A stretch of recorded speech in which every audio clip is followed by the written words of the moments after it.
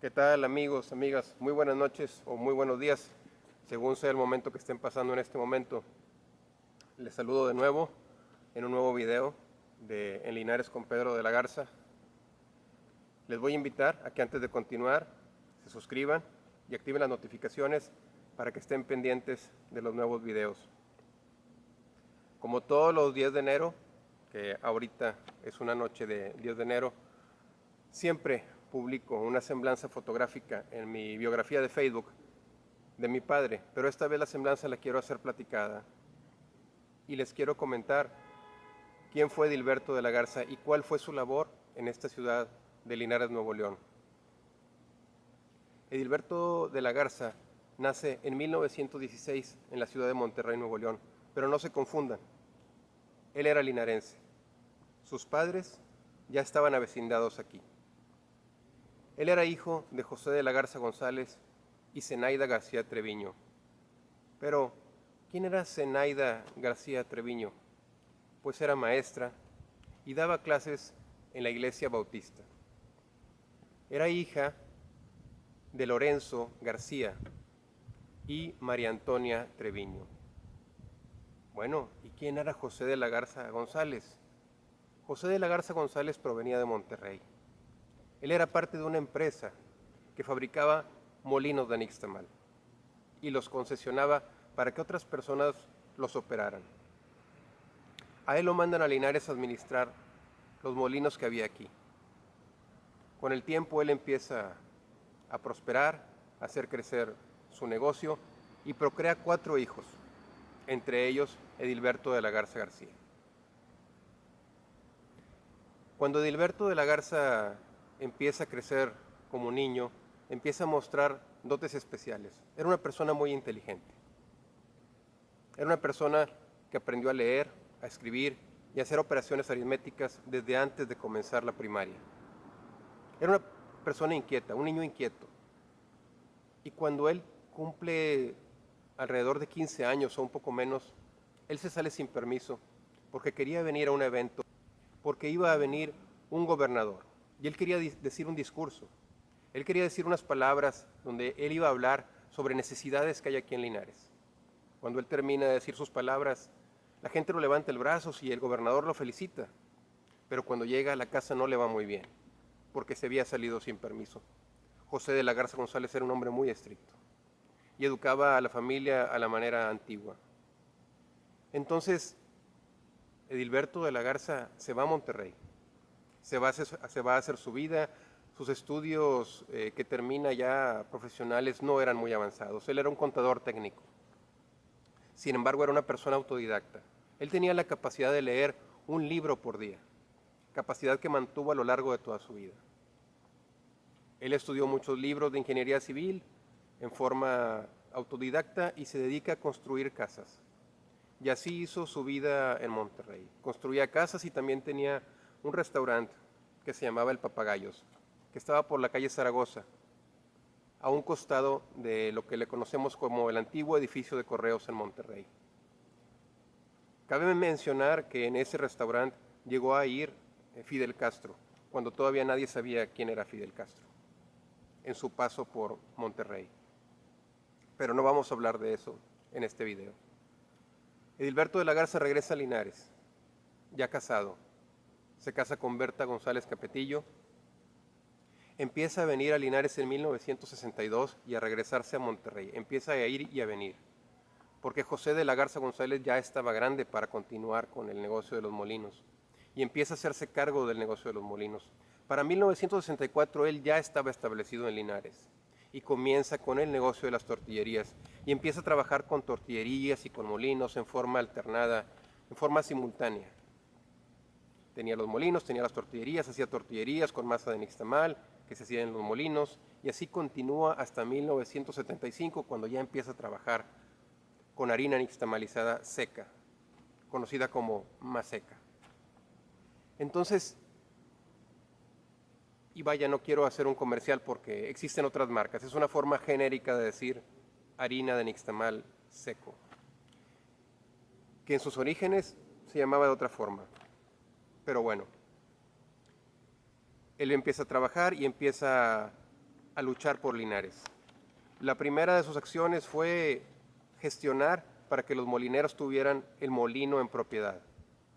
De manera que los molineros de Linares ya no tenían que pagar renta por usar el molino, ya era de ellos. Como las tortillerías estaban siendo una competencia muy dura para ellos, ya no tenían tantas utilidades, así que gestionó con la empresa de la cual él era socio para que se los dieran en propiedad. Pero no paró ahí.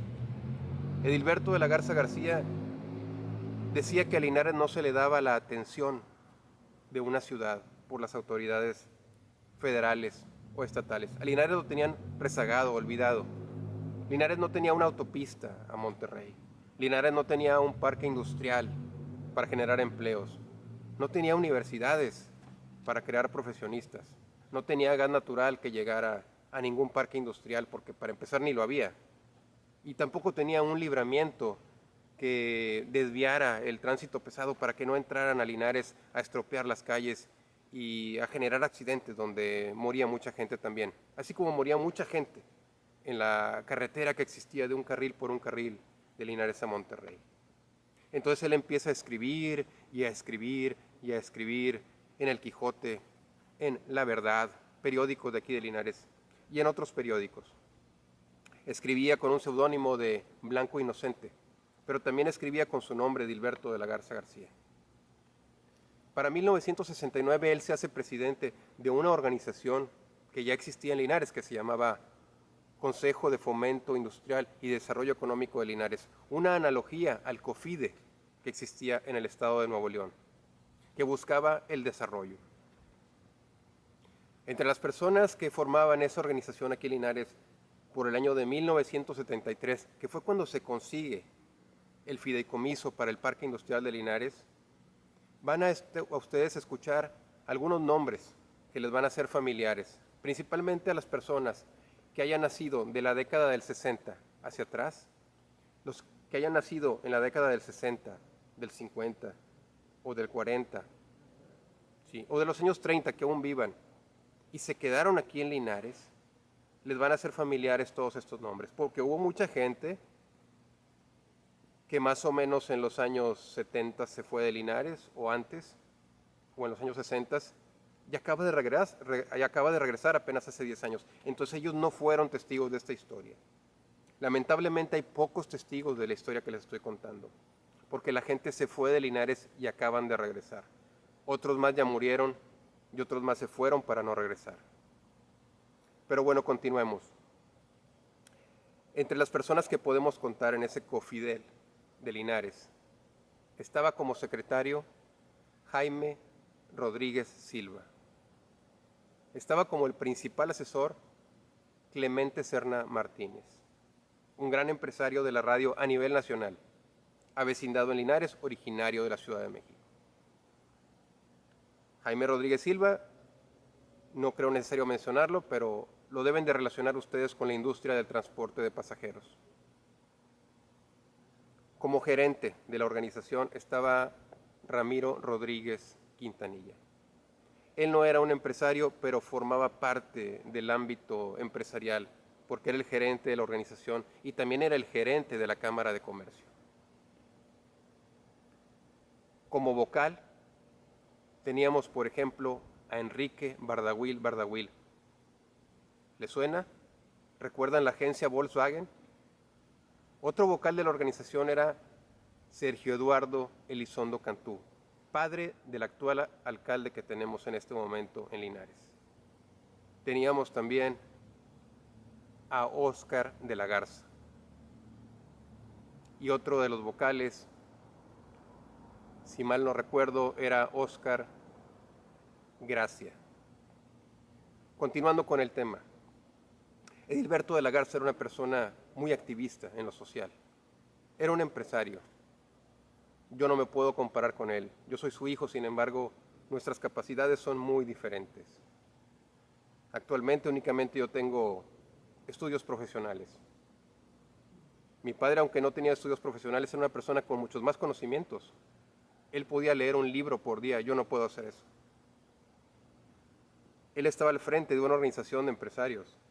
Yo no estoy al frente ni siquiera de mi casa, pero les estoy contando esta historia. Él aprovechó la situación que tenía para trabajar para Linares. Era el que pagaba la gasolina cuando iban a Monterrey a una audiencia, ya sea con el gobernador o con el mismo presidente de la República. Era el que pagaba la gasolina cuando iban a la Ciudad de México a hablar con algún funcionario federal. Era el que pagaba los gastos. Era invitado a eventos en los que participaban alcaldes, gobernadores, y para muestra basta un botón. Les voy a mostrar una fotografía de una reunión en la Mueblería Cantú, en el segundo piso de la Mueblería Cantú. Esta es la fotografía. De este lado tenemos a Julio Camelo.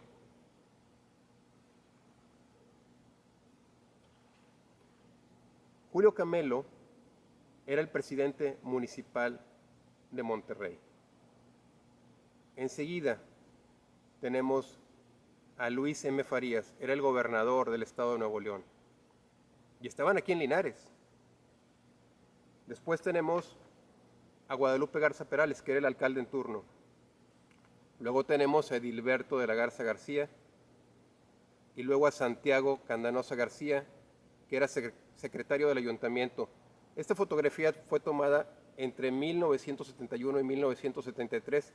Quizás después, en otro video que hable de estas fotografías, les podré decir fechas exactas. Y agradezco al señor Sergio Elizondo Cantú, que me ayudó a identificar personas en una colección de fotografías de este tipo.